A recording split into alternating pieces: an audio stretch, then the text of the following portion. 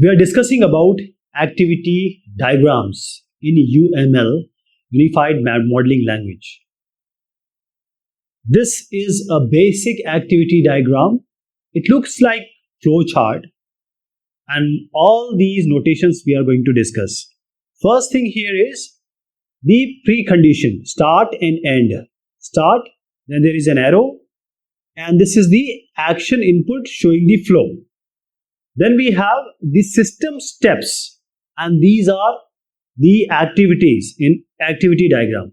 We are going to discuss everything about this only. Then we have some decision here, diamond shape. So here some decision or condition is there.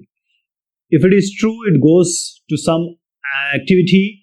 If it is not, it goes to some other activity. So there is an alternative or extension flow. And the basic flow is true. Now coming to the returning alternative flow, because the alternative flow has returned to the main path. And this has come through again one diamond. Then coming to the step number 3.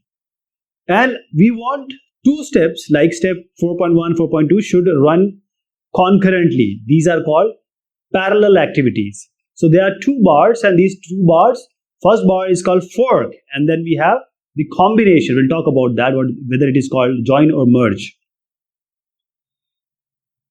We use activity diagrams so that we can tell present the bahaw, the stream, the movement, the passage. Whenever we have a use case, when we execute the use case, what will be the steps? What will be the flow? And we model sequential as well as concurrent activities. Sequential means one by one. One will be done, then only second will start. And concurrent means both will start together, simultaneously. So basically we are trying to depict or portray the workflows as a diagram. How does the flow take place? Visually. The activity diagram focuses on what? The conditions. The condition of flow, whether it goes left, right, or wherever, and sequence of what happens. UML models, if you take all the diagrams of UML, there are 3 types of diagrams. You can take all of them and you can categorize them in 3 categories. One is the structure diagrams. One is the interaction diagrams. Means there are several you can put in these 3 categories. And finally, we have behavior diagrams. The activity diagram which we are discussing comes under behavioral diagrams. Behavioral diagrams, because it depicts the behavior of the system. What is the system behavior? How it is going to behave with this condition, that condition, here, there, flow and conditions. So activity diagram also shows you what is the control flow from the initial point to the end point, like a river. From where it starts and when it goes inside the sea, meets sea, what is the path it takes, the twists and turns. So we can depict, as I said, both sequential processing and also concurrent processing of activities using this activity diagrams of UML. Just remember, they are used in business and process modeling, where their primary use is to show the dynamicity. You don't know what is going to happen. The course is different for different inputs. So that dynamicity is catered here. This dynamicity is shown here. There is always one question being asked: what is the difference between the activity diagram and a flow chart? So you can say flow chart and activity diagram, they are small and big brother. Let me give you an engineering example. Flow chart, if it is C, then C++ is activity diagram. That is, it has been enhanced. It is the enhancement. It has nothing to do with flow chart. Just saying to just understand and make it understandable to you. Flow chart was typically invented earlier, and non-programmers generally used this flow chart. Now also they use flow chart. So it's a basic thing. Anyone can use it. It shows how the different activities are done. For example, if you take an example of a manufacturer. Now for manufacturing, he's going to make a simple flow of this is the first process, second process, third process. So it's a primitive version. But now the flow chart was a primitive version, but activity diagram is the enhanced version. Enhanced version. The programmers, they use, because from more than 10 years now, we are only dealing with UML. Programmers are use activity diagrams. That is the advanced version of the flow chart, and it shows the workflow. The activity diagram is used by us as the developer to understand the flow program, not on the basic level, but more elite, or you can say high level. It shows you how things are going, as I said, twists and turns. One more important thing here is the constraints. If you're going to make something, you need to know what are the constraints, what are the boundaries, and what are the different conditions you are going to encounter. Because there are different events with different conditions, different inputs, different outputs for every input. So a flow chart will become an activity diagram when you add complex decision with flow chart. That is, flow chart plus complex decision, you can equate it with the activity diagram. This is just for your understanding. So flow chart added with the complex decisions, it may become the activity diagram. One more question is asked generally is, what is the difference between use case diagram and activity diagram? Let me tell you two things first. Activity diagram and use case diagram. Use case tells you what. It gives you the answer of what, kya. But activity diagram gives you the answer of how, right? So activity diagram is used to model the workflow depending upon certain constraint, condition, sequence, concurrent, all those activities is going on. So we model all this. But the purpose of use case is to just depict the functionality, that what the system is supposed to do. But now how it is going to be done? Only what the system is going to do. So activity diagram, how? You see, use cases, what? Coming to the activity diagram notations, there are certain notations here. First thing is the initial state. We have a circle and it's a fully filled circle. It's a black filled circle in order to depict the initial state of the system. It can be of other color also. This is the entry point. From here, the program will start. You can call it as the initial state. You can call it as the entry point. You can call it as an initial activity state. For programmers, here, the objects, what is the objects? Objects are instance of classes. Java, C++, all these object-oriented programming language, they deal with objects. So objects are instantiated here. We create objects here at this point, initial state. This is the point where the objects will be created. So this is the entry point. This is the initial activity state. This is the initial state, start state. After that, we have an arrow. I'll tell you about that arrow. And different activities will come thereafter. Now coming the hero of our movie. This is a movie and now we have a hero. And this is the activity diagram. And that is only, we call it as an activity diagram because this is the activity. So it will tell you what action are to be done. It represents execution of an action or objects, on objects, by objects. So what are the actions being taken? These are given in activity. Then this is very basic thing but have a lot of importance. Action flow or control flow between different activities, between different conditions, between different notations of the activity diagram. How do you show a flow? How do you show that this is the path being taken? This is the path being taken. This is shown by the arrow. You just have to make an arrow.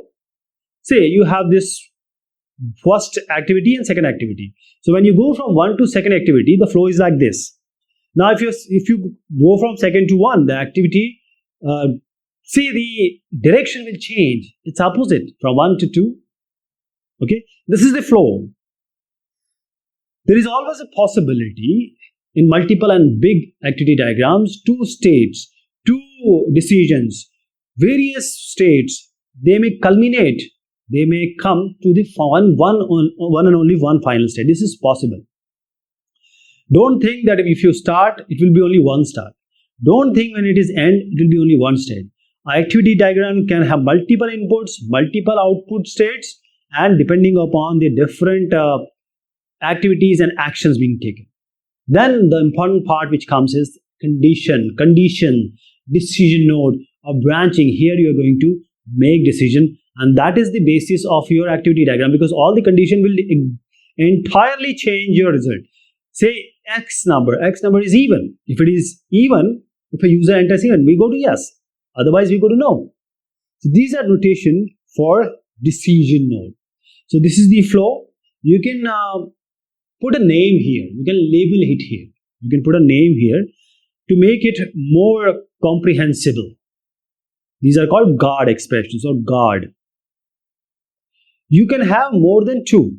You see two here, but it is not always the case.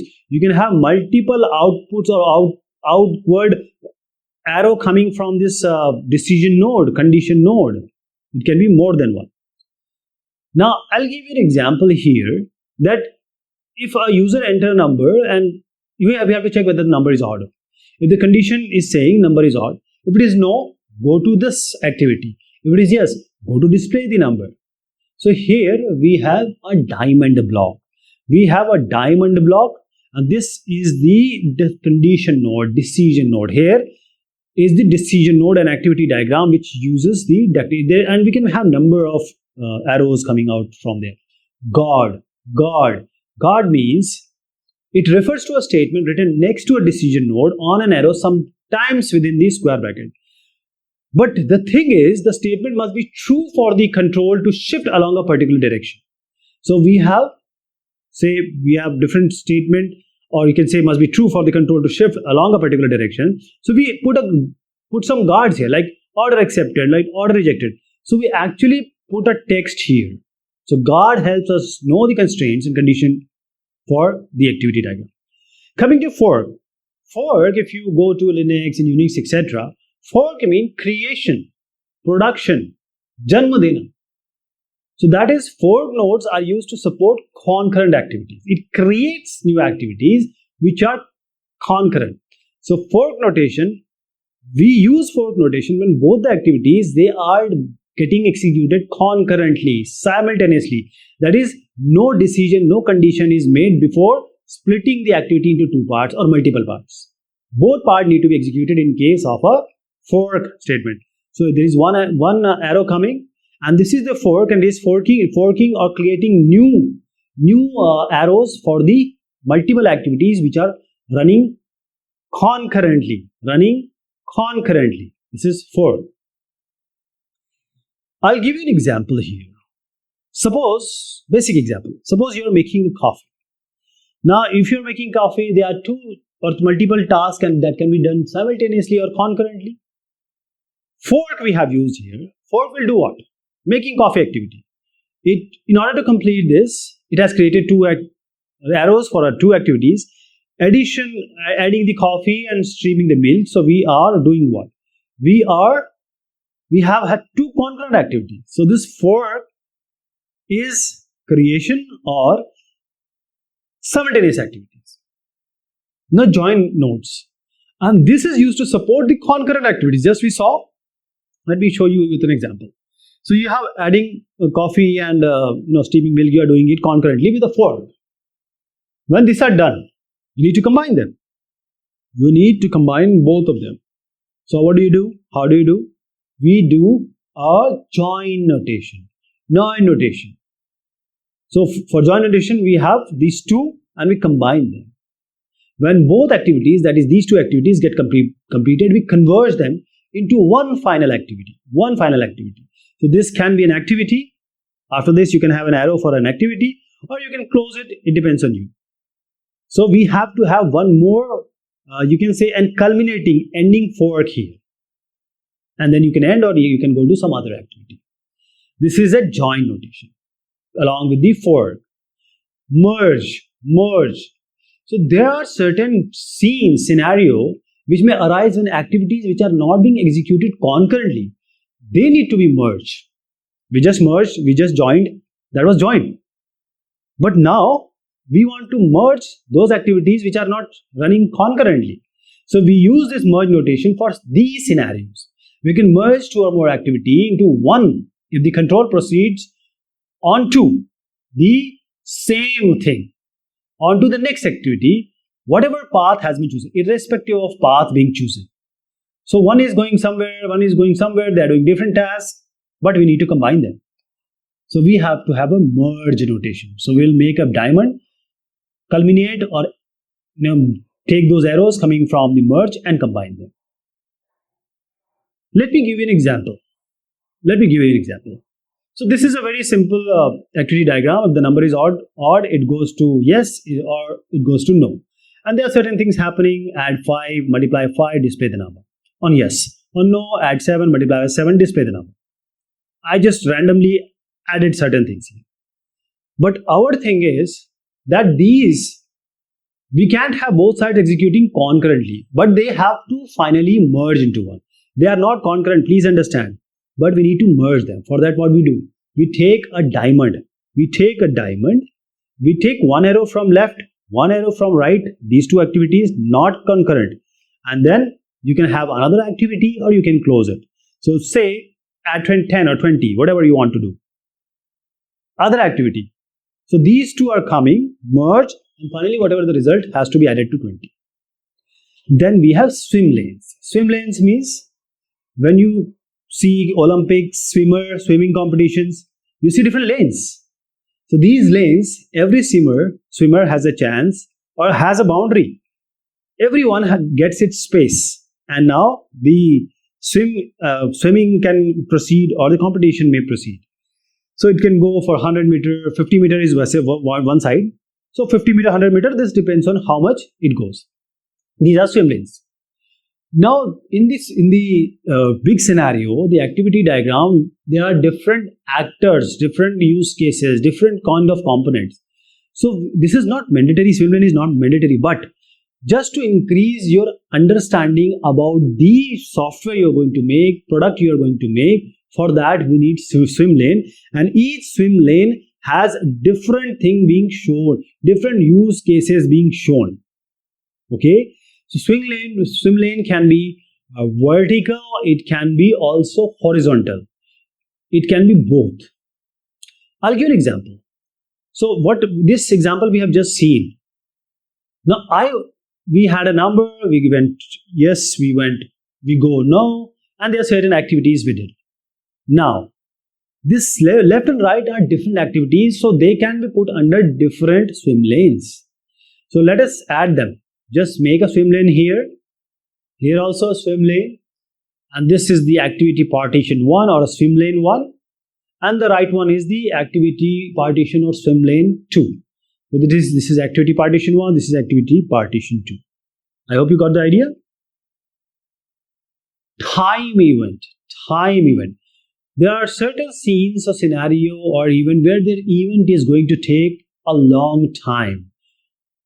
An hourglass is used to depict or show the time event, that this particular task is going to take a long time. For that, we will make this figure. If you can recall the hourglass. For example, an image processing activity. We know image processing activities are computationally expensive. It may take a long time, not that much, but compared to others. So for that, you show this time event, write it or label it with image processing or some whichever you want. Finally, you need to culminate, you need to end the activity diagram.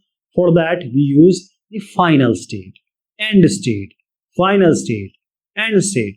This is a filled circle within a circle notation in order to represent the final state in this state machine diagram or activity diagram. A system or process can have multiple final states. It's not that only one final state will be there. We can have multiple final states. For one condition, it may be another final state. For another condition, it may be another final state.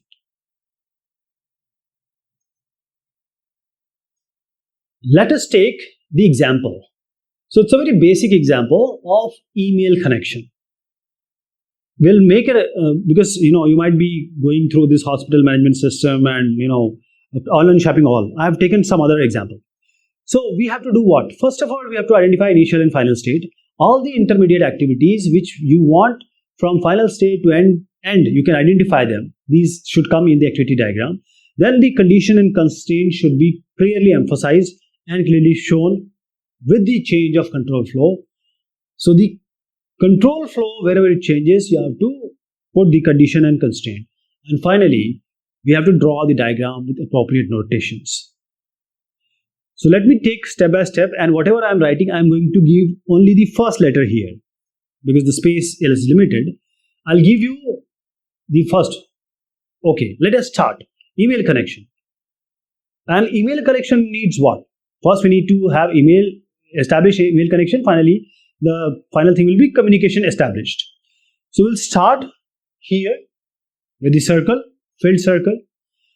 First thing is the email condition. You need to establish an email connection. So we have to make a round square, the square with the rounded corners.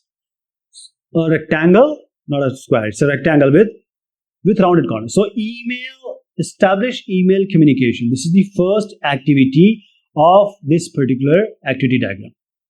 Now there are certain activity which may run concurrently. So what will happen? For that we have this arrow showing the control of flow, and then you will use a fork. You will use a fork here. This fork will give rise to what? We can have two activities. You can send email. This is send email. And the other, what can be the other one? You can receive the response. You can get the response. Receive the response. One time it is send, the other can be receive response. And these two are getting executed concurrently, simultaneously. Now, when you are sending email, let us complete the send email first. When you are sending an email, what are the conditions? There are constraints and conditions here. You want to send a private content, or you can send just a normal content. So for that, you need to have a diamond here because you're making a decision. And decision means that is it a private content? Do you have a private content? You don't want to share it with anyone else except the destination. So you just need to write fully here. I'm writing the initials. Private content. Here you're going to write if it is else. Means if it is not a private content, not a very secret content. Else, go to else. If it is private content, regular, it goes to right. Private, it goes to left. Now, if it is regular, nothing else, just send regular email. Normally, if it is normal email, you just go with this regular email. But if it is private content, private email, you can't send like this. For that, you have to encrypt. You have to make this email secure to be sent on the communication network. For that, you have encrypted email.